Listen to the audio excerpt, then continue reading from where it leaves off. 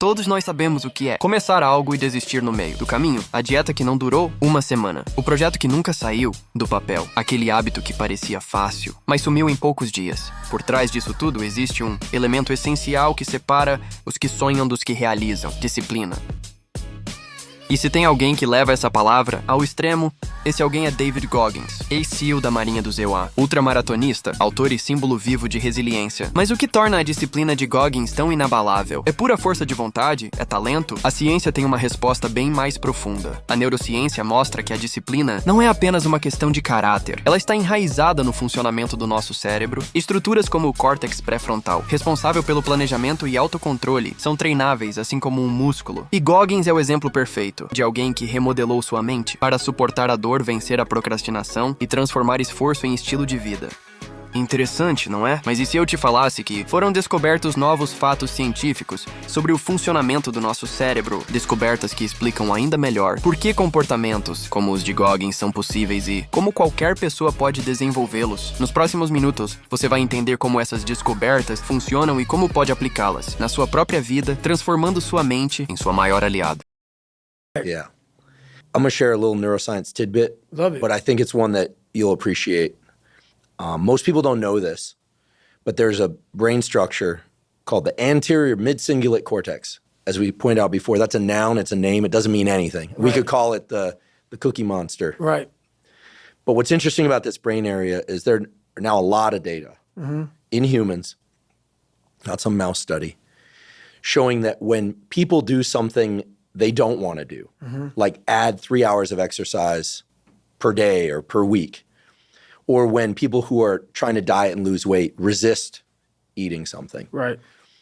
When people do anything that they, and this is the important part, that they don't want to do. Right. It's not about adding more work, it's about adding more work that you don't want to do. Yes. This brain area gets bigger. Yep. Now, here's what's especially interesting about this brain area to me. And by the way, I'm only learning this recently because it's new data, but there's a lot of it. The anterior mid-cingulate cortex is smaller in obese people. It gets bigger when they diet. It's larger in athletes.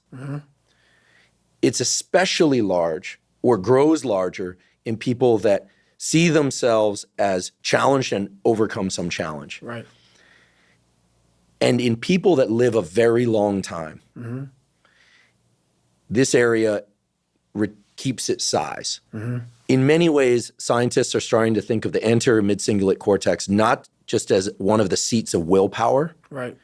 but perhaps actually the seat of the will to live. See, now we're talking. And when I learned about the anterior mid-cingulate cortex, I was like almost out of my seat. And I've been in the neuroscience game since I was 20. Now we're the we're same talking. age. And I was so pumped because I've heard of the amygdala, fear, prefrontal cortex, it's planning and action. I could tell you every brain area and I teach neuroanatomy to medical students. But when I started seeing the data on the anterior mid-cingulate cortex, I was like, whoa, this is interesting. Yep. And all the data point to the fact that we can build this area up. Yep. But that as quickly as we build it up, if we don't continue to invest in things that are hard for us, that we don't want to do, that's the part that feels so Goggin-esque Yes, sir. to me, that we don't want to do. Like if you love the ice bath, yeah, I love the ice bath, and you go from 1 minute to 10 minutes, guess what? Your anterior mid-cingulate cortex did not grow. None. But if you hate the cold water, if you're afraid of drowning and you get into water and put your head under, Yep. then your anterior mid and survive, then the anterior mid-cingulate cortex gets bigger. But if you don't do it the next day, or if you do it the next day and you enjoy it, because hey, I did it yesterday, woohoo, happy me, Merry Christmas, as you would Right. say. Merry Christmas. Guess what? The anterior mid-cingulate cortex shrinks again. Yep. To me, this is one of the most important discoveries that neuroscience has ever made, because it's that I don't want to do something, but do it anyway. That's right. That grows this area. And it's almost like I have a friend, he's been sober 30 years from alcohol. And he always says, you know, the amazing thing about addiction is there's a cure. The problem is it only works one day at a time. Yep. And so you have to renew it every day. That's right. So the anterior mid-cingulate cortex, to me, when I learned about it, two things went off in my head. Whoa, this is super interesting. And two, I got to tell David Goggins about this. And I waited until now glad. to tell you because I felt like Well, for obvious reasons, I wanted to tell you, and I wanted to tell you here. Well, I love that because that's how I've lived my entire life. I don't know anything about that. But people go, man, you have such a strong will. It's something that you build. Like, I never forget, I was on a podcast one time, and this dude goes, you were blessed with a strong mind. Like,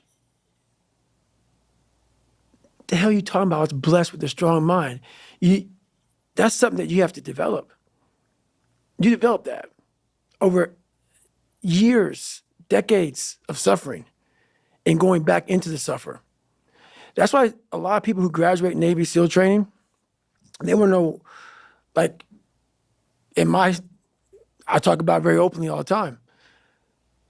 A lot of guys don't want to go back into that water. Don't want to go back into the hard stuff. And maybe not anything hard in life. Once you get through it, it's like you become a POW. Like, how many POWs you know want to go back to POW camp? None.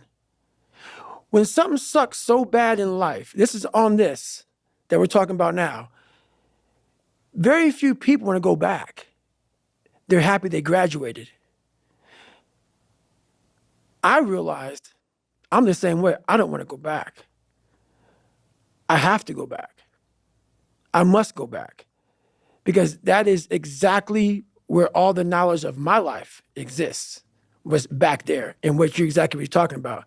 Well, I didn't know anything about this, but how I grew a will was constantly doing these things to now, it's just life.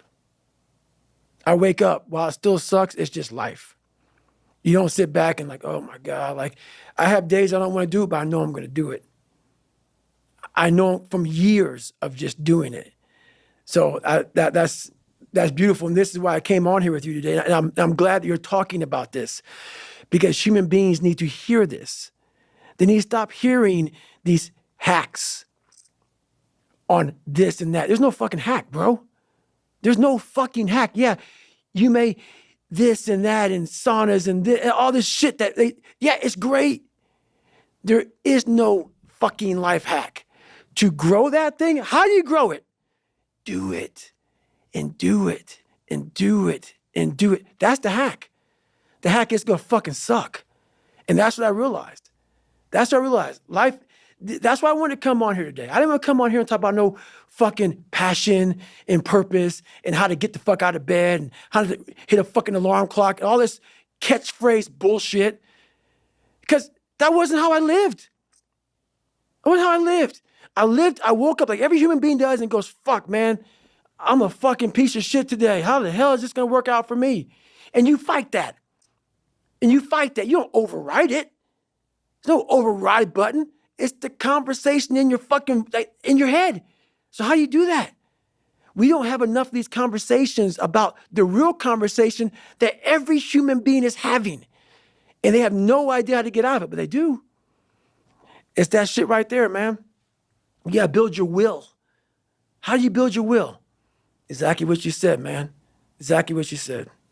Well, I feel like knowing the name of something, anterior mid-cingulate cortex, doesn't fundamentally change us. But one thing I like about biology is that willpower, if somebody feels they don't have it, feels like this thing that other people have. But everybody, unless they're brain damaged, like a hole through their head, has two anterior mid-cingulate cortex, one on each side of their brain. Everyone has one. They have two. So I feel like it's just a question of opening the portal. And the portal, I'm going to say 10 times and forgive me, is I think people go, oh, I do hard things. I do sets to failure and then I do forced reps. I love training with weights. I love doing sets to failure. I even like forced reps. But guess what? I like forced reps. So I'll tell you, they don't build my anterior mid-cingulate cortex. Because I like to do it. That's right. Anything you like to do is not going to enhance this aspect of willpower. And it seems so obvious once you hear it. You kind of go, oh yeah, of course. But I think you really close that loop for people when you share what you're sharing today and what you've shared elsewhere before as well, when you're trying to explain the friction is the critical ingredient. Right. And I think people think, oh, if it's effort, well, then I'm getting better. That's part of it, necessary but not sufficient, as we say in science. But the suck part being haunted, the stick. They're really unpleasant terms. Very. These are probably the most unpleasant terms we've ever used on this podcast. Very. Those are the levers. Those are the gears. And without those, this thing that you're talking about, David Goggins, as a verb. Right. I sometimes make the joke, but it's not a joke. Right. Goggins is a name, and it's a verb. People go, I'm going to Goggins that. Right. Right? But that's, I think, again, I'm not a psychologist, but I think that's what you're talking about. The stick, the friction, being haunted. It's the suck part that grows this anterior mid-cingulate cortex. So now you know why there's so many people that fail in this world to figure out their purpose in life. Where do I go? Because to grow that, while you may not look like me, how my daily life looks, it don't look fun. Don't look fun. So it's a choice that people have to make in life. But what's so funny about it is even the richest of rich, who have everything, they always ask me this question. I feel like I'm missing something. I don't feel like I'm missing shit.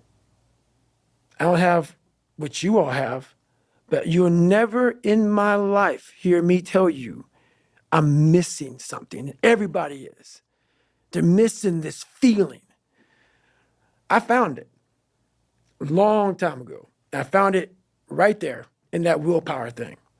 When you're nothing, and change yourself into something like me, you call it happiness, peace, whatever the fuck you want to call it, people are missing exactly what went on with David Goggins.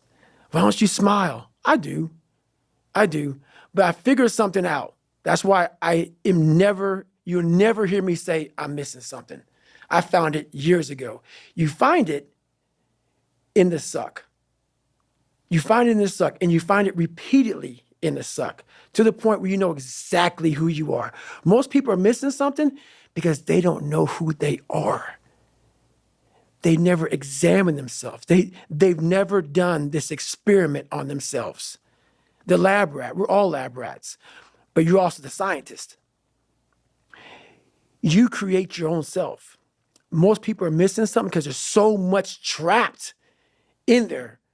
I don't even want to say potential. I think that's a word used out too much too. There's so much in you that God or wherever the hell you believe in, or if you're an atheist, in you that you have not unlocked, that you walk around with this gorgeous wife or great husband and all this money. You're like, God, I feel like I'm missing something. Yeah, because it's about 75% of you is still fucking in there.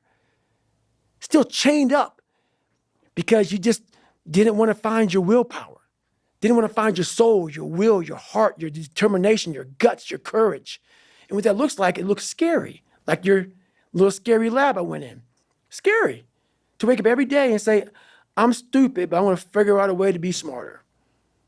Versus saying, man, I just can't do that. So you limit this box.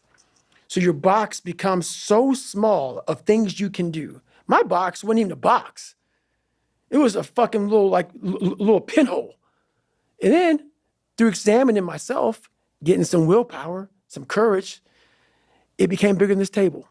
But that's what we all do. That's why I wanted to come here today and talk to you about real shit. Not no fucking like hacks. There's no hacks, bro. It's you against you. You against you. And if you misunderstand that, you have a real problem. A real problem. I can understand you misunderstand me running down the street, shirt off, fuck this, no, yeah. I can get it. I get it. If you misunderstand what I'm saying right now today, the problem is you. And you don't want to fix it.